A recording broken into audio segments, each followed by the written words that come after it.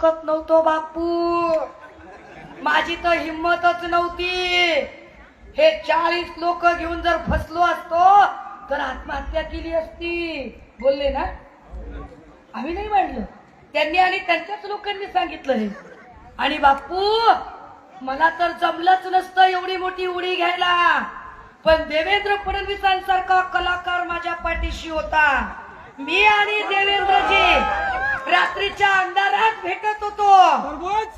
मी आणि देवेंद्र काय म्हणला, मला ऐकायला आलं नाही। काय म्हणला भुमरे दादा, जर एवढं तुमच्या बोलण्यात खरेपणा होता तर मग इथे 40 लोकांनी पत्रकार परिषद घ्यायची होती ना, आणि इथेच बोलायचं होतं। रात्रीच्या अंधारात पाय लावून का पळालात ते सांगा आधी। तुम्ही पाय लावून पळालात कारण तुमच्यापैकी अनेकांच्या फायली ईडीच्या हातात होत्या।